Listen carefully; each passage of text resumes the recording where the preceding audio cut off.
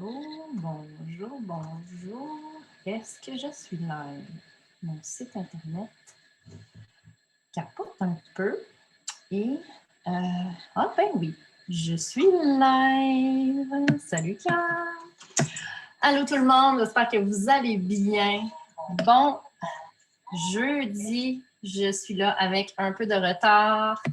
Qu'est-ce que voulez-vous? Je suis en accompagnement et c'est mes clients en priorité. Aujourd'hui, je viens célébrer avec vous. Je viens lancer, en fait, un nouveau mouvement, un hashtag.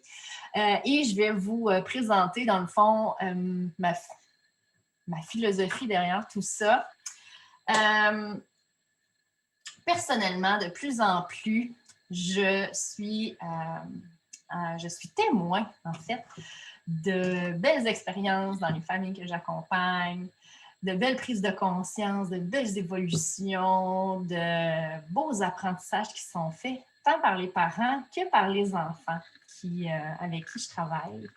Et ça m'amène à vouloir créer quelque chose de beau.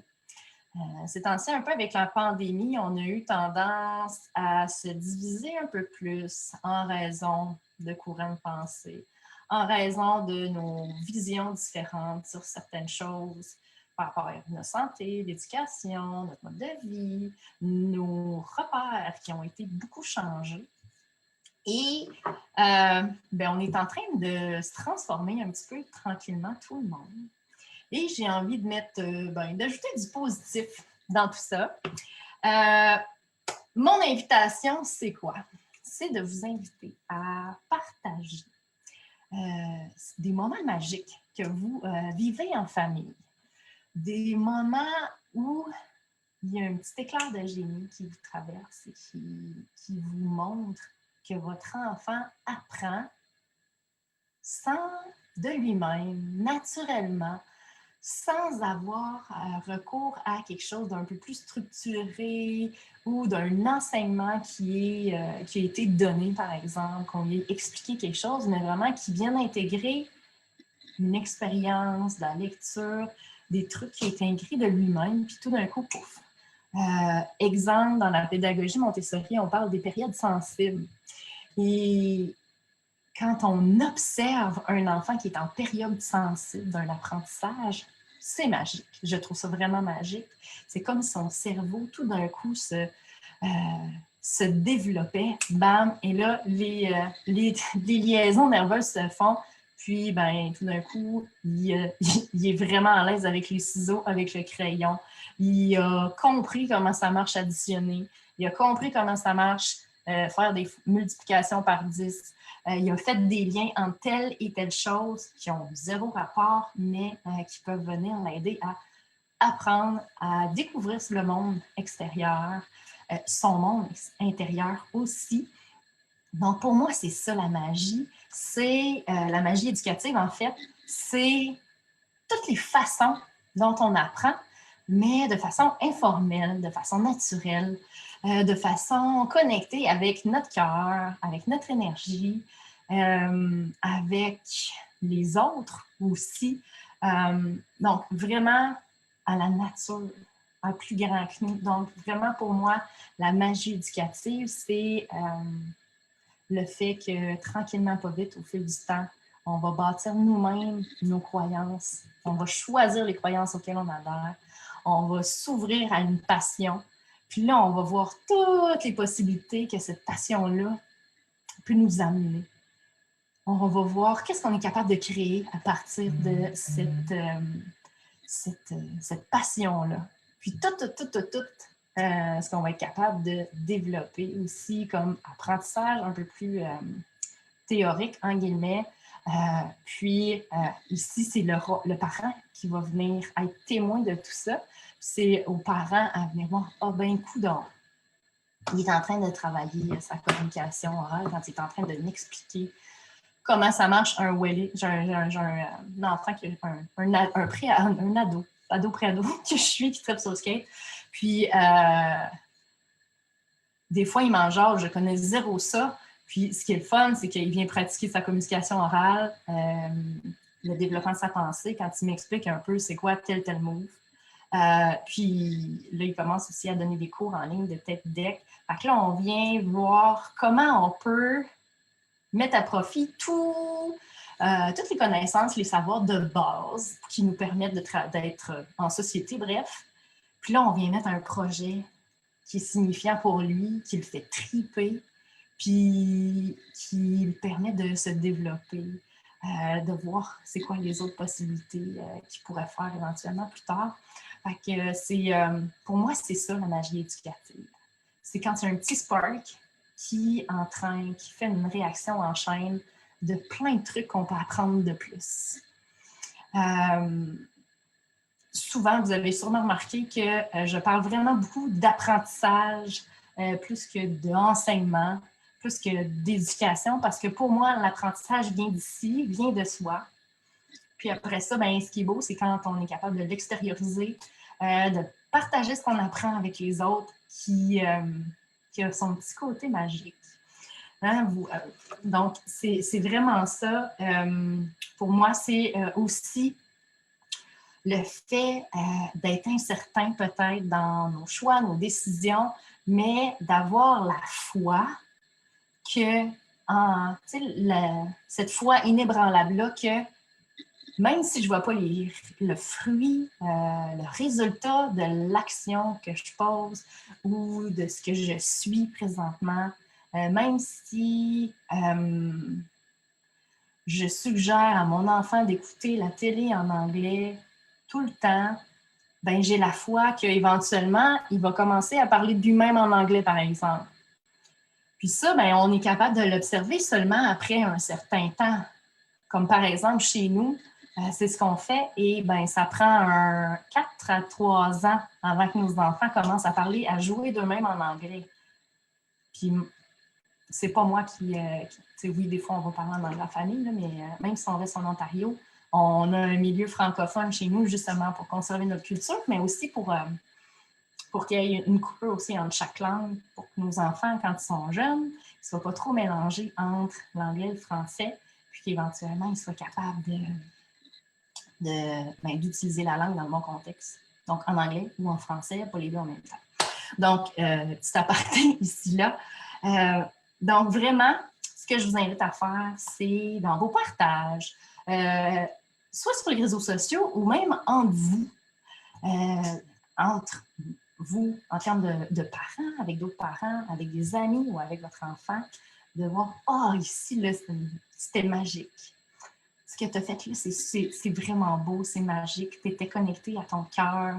C'est vraiment super que tu développes cet attrait-là. Exemple pour le dessin, qui peut devenir dessiner des romans jeunesse, exemple, ou des bandes dessinées, ou venir ajouter d'autres choses par rapport à ça. Donc, mon invitation, c'est vraiment la suivante. C'est de partager ces petites pépites-là de bonheur, de magie éducative pour qu'on s'ouvre à cette lumière-là, qu'on partage nos passions, les passions des enfants, parce que oui, en tant qu'adulte, on peut en vivre de la petite magie éducative sans problème.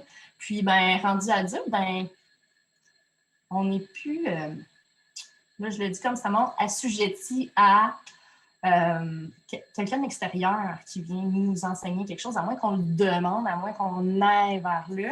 Donc, ça nous permet aussi de voir que quand on prend un certain retrait ou quand on se crée notre propre paradigme par rapport à la façon dont on apprend, position qu'on a face aux apprentissages, quand on vient jouer là-dedans, ça peut être vraiment, vraiment mobilisant, intéressant, puis ça nous permet de développer une mentalité de croissance qui nous anime personnellement et qui nous invite à toujours vouloir en savoir plus, toujours à vouloir cultiver notre curiosité et éventuellement notre créativité qu'on a peut-être perdue. Si vous êtes parent éducateur, un petit défi supplémentaire avec le hashtag magie éducative, qu'est-ce que je vous invite à faire? C'est de mettre, là, dans la description, vous avez vu dans la description de la vidéo, j'ai mis un petit quelqu'un avec un monocle. Donc, de venir mettre une lunette quand vous regardez ce que votre enfant fait, de mettre une lunette pour voir qu'est-ce que mon enfant est en train d'apprendre en ce moment même, alors qu'il apprend lui-même, alors qu'il fait quelque chose qu'il aime, alors que je ne vois pas nécessairement le lien avec les apprentissages de l'école à la maison, peu importe, avec son éducation, entre guillemets, en tant que telle. Donc, en mettant notre œil pas d'inspecteur, voyons, de détective, voilà, notre monocle de détective, on va avoir deux perspectives différentes, donc celle du parent et celle du parent éducateur qui va venir voir la richesse de ce que notre enfant est en train de faire. Dans les prochains lives, on va parler d'apprentissage libre. C'est au programme en mars. Et vous allez voir, le jeu libre, quand on s'y attarde, c'est d'une richesse incroyable pour les apprentissages. Parce que c'est là qu'on vient développer nos passions. C'est là qu'on vient imiter, c'est là qu'on vient gérer des conflits. Si on fait du jeu libre avec la fratrie ou avec des amis. Donc, il y a une richesse incroyable dans le jeu libre. Et tout ça, ce mouvement-là de magie éducative, c'est vraiment, le but, c'est vraiment de s'élever tout le monde ensemble pour qu'on vibre, en fait, pour qu'on partage nos petites joies, parce que on est pas mal séparés ces temps-ci, puis partager nos petits succès, osons le faire. Partager le petit succès de mon enfant qui a cliqué, comment ça fonctionne une base 10, par exemple. Comment on est capable de séparer les sous. Il y a vraiment plein d'affaires. Mon enfant, aujourd'hui, a été capable de multiplier une recette par 1,5 fois pour être sûr qu'on ait assez de crêpes ce matin, par exemple. Donc, c'est juste ça. La magie éducative, c'est de voir comment les apprentissages prennent une place au quotidien. Et c'est vraiment quelque chose que je veux vous parler davantage. Vous voyez, ça m'anime vraiment beaucoup. Et voilà, partagez ça avec moi. Si je peux vous donner plein d'idées. Mais ce qui est beau, c'est de partager nos propres prises de conscience, nos propres découvertes. Puis en les partageant avec les autres, ça va les inspirer. On va pouvoir peut-être essayer ça. Puis en partageant des fois un petit peu topo du genre, mon enfant, il aime lire. Puis là, je vais vous le dire, j'en ai un qui n'aime pas lire tout. Et on s'est assis, moi et mon homme, puis on a dit, là, je savais comme pas trop là, comment essayer de le faire lire un peu plus. On a amené ça relativement doucement pour dire, regarde, on va s'asseoir un certain temps à chaque jour pour, tranquillement, pas vite, l'amener à lire davantage à voix haute, parce qu'il aime beaucoup s'asseoir avec des livres, mais il ne veut pas lire les lettres, il ne veut pas déchiffrer le langage qu'il y a dessus. Puis, tranquillement, pas vite, on y va peu à peu. Puis, ce qui est cool, c'est que, je vais faire ça tantôt, quand je vais le faire avec. Je vais prendre une vidéo pour voir comment il est bon présentement. Puis, on va en faire une autre plus tard, pour voir comment il s'est amélioré. Puis, c'est surprenant à quel point, des fois, la perception aussi de nos enfants par rapport à certaines de leurs habiletés, c'est vraiment différent de la façon dont nous, on le voit. Parce que nous, on l'entend lire, puis finalement, il lit quand même vraiment bien. Mais il y a des journées que c'est moins facile, fait que c'est peut-être juste ces journées-là qui se rappellent. Alors qu'au final, somme toute en moyenne, ça va quand même bien. Donc, tranquillement, pas vite, il s'améliore. Alors, voilà, mon invitation est lancée. Petite mise à jour pour les gens qui considéraient peut-être mon service d'évaluation. Je suis complète, malheureusement. Mon service d'évaluation, on boucle ça et je me mets en mode création d'enseignement pour mes parents que j'évalue pour leur présenter vraiment ce que je vais évaluer pour chacune des compétences pour chaque matière. Et aussi, par exemple, il y a une façon de pouvoir avoir accès à mon service d'évaluation, c'est en optant pour mon service d'accompagnement. en 1 à 1 privé. J'ouvre 5 places pour mon accompagnement privé jusqu'au mois d'août. Donc, c'est 6 mois, mars, avril, mai, juin, juillet, août. Oui, voilà. Donc, les inscriptions sont ouvertes. On ferme ça. J'ai la date ici. Je ne vous dirai pas de niaiserie, là, juste pour que tout soit clair dans le même live. J'ai mis ça où? Jusqu'au 12 mars. Voilà. Donc, jusqu'au 12 mars, si vous avez des questions, si vous pensez que vous avez besoin d'un soutien vraiment plus régulier, à chaque semaine ou à chaque 2 semaines, mon accompagnement privé, c'est qu'on se rencontre et on discute de vos défis, justement. Donc, si jamais vous avez de la difficulté à mettre votre monocle, ben je suis là pour venir mettre une loupe pour que vous voyez mieux, dans le fond. Donc, c'est comme si on ajoutait une lentille à votre monocle, en fait.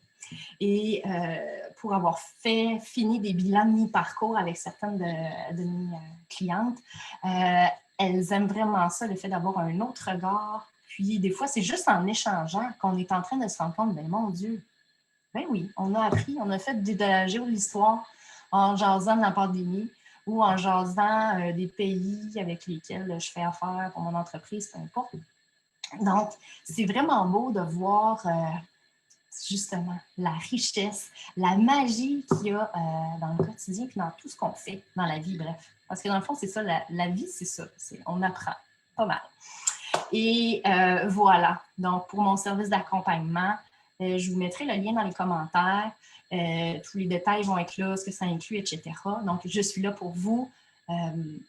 Des rencontres aux semaines ou aux 2 semaines, l'équivalent de 2 heures par 4 semaines.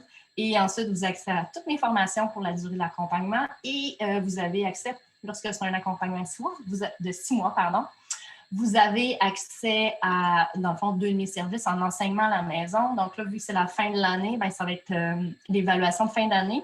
Puis, on va travailler ensemble le projet d'apprentissage en juillet-août, puisque le projet d'apprentissage va être à remettre en septembre. Donc, c'est inclus dans mon forfait d'accompagnement. Si vous avez des questions, mettez-moi ça ici en commentaire ou venez me voir en privé, ça va me faire plaisir de vous répondre. Il y a beaucoup plus de gens qui viennent me voir en privé qu'en commentaire, puis c'est bien parfait. Et n'oubliez pas, hashtag magie éducative, partagez-nous vos pépites de bonheur, de moments magiques, de « Ah ben, on a appris ça aujourd'hui », ça peut être tout simple. Dans le fond, le but, c'est vraiment de se mettre en gratitude devant ce qu'on fait au quotidien, devant ce qu'on apprend. Et ça, peu importe que vous soyez parent éducateur, donc que vous vous enseignez à votre enfant à la maison à temps plein, ou que vous soyez parent qui travaille, dont l'enfant va à l'école. C'est un mouvement inclusif pour tout le monde. Partagez-nous ça, hashtag magie éducative. Bonne fin de journée.